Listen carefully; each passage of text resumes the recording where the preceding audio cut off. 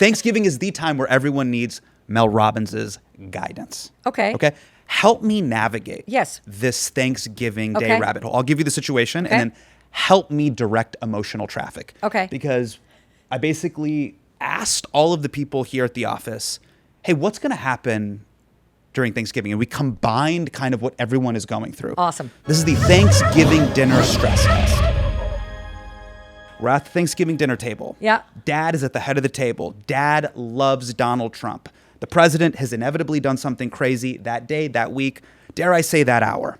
And he's popping off on Truth Social, and Dad is loving it. Simultaneously, your brother is coming out. You are accepting of your brother because it is your brother, and we're blood. And it is so deep, and I love you for who you are. Yep. But Dad believes God made Adam and Eve, not Adam and Steve. And you're like, Dad, what the fuck are you talking about? Yep.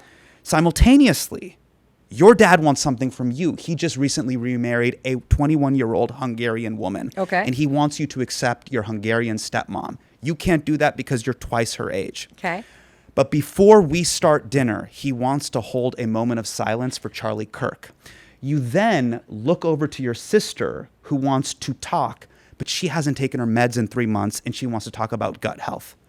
Help me navigate emotional traffic here. Okay. Well, the first thing you should ask yourself is, what do you actually value and why? I mean, the first thing is I'm asking myself, how did I get here and why do I value these lunatics? Okay. Well, that's an important consideration because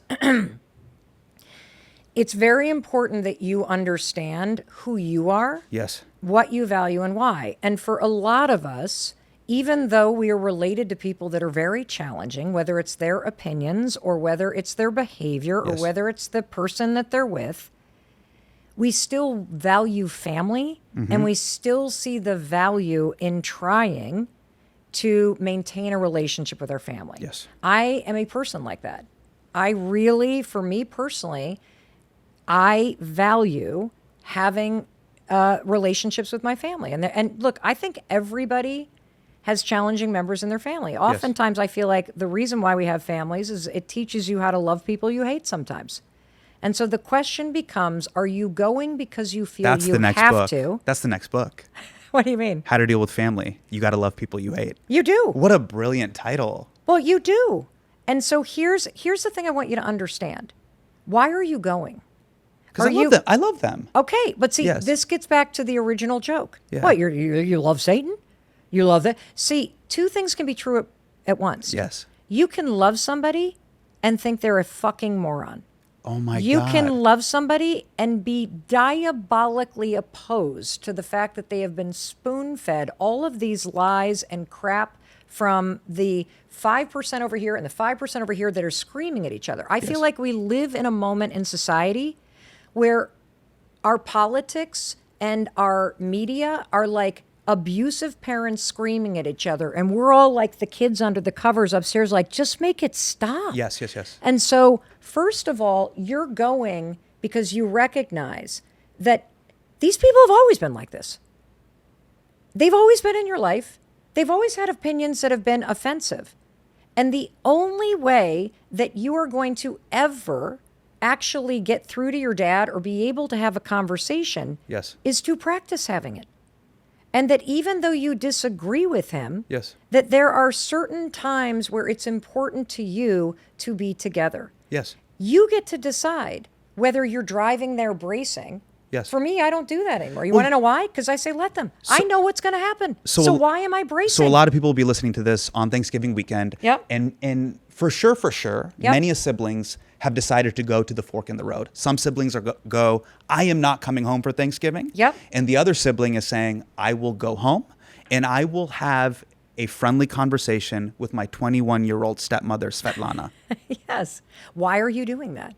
See, if you're doing it for them, you're going to resent them. If you're doing it for you, because it matters to you, that's you holding on to the power. And I don't want you to walk in and ever think they're changing, because people only change when they're ready to change for themselves. Right. I want you to walk in expecting it to be a freak show, because then you're not going to be bothered by it. And I want you to remind yourself, you can leave the table anytime you want. You can change the topic anytime you want. Mm-hmm. You can say, hey, Dad, we disagree on that. How about we talk about something else? I'd really rather not hear about that. I came all this way. Not making him wrong. Like, we're going to disagree on things. Or you can also say, you know what? I think it's time that I lean in and I start to understand my dad's frame of reference. Because us distancing ourselves from one another, even when people are offensive, us shutting off conversation because we disagree with somebody's opinion, even if it's disgusting and discriminatory. When you think about the psychology of influence, I want you to picture people in your life. Yes.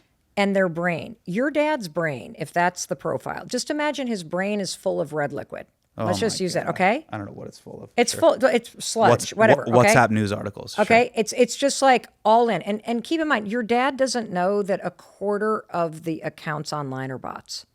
Your dad doesn't understand the implications of Citizens United and how it has eroded our democracy and the spread of misinformation. Your dad is just being fed all of this, and he's taking it in. Sure. And the more you judge, the more he defends.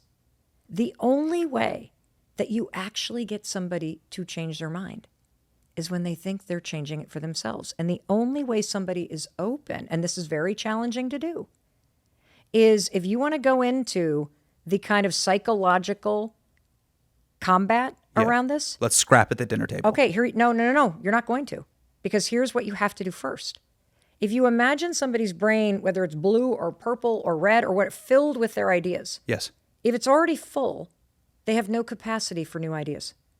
They have to pour it out first. They have to have a conversation with you.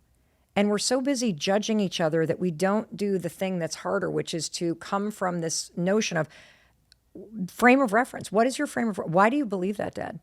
What is it about what he's doing? And why do you feel that way about immigration? What is it specific? And you don't do it, well, that's wrong. Interesting. Could you explain more about that? Interesting. You know what's happening? Is you're like, let them. Oh my God, he's really scary. Why the fuck does he think? He's like literally mind control. I don't even know who this is. You're thinking all this. You're like, let them. I want you to imagine all of that's getting poured out, which what? Creates capacity. To let me. Correct. Infiltrate. Well, it's not even infiltrate.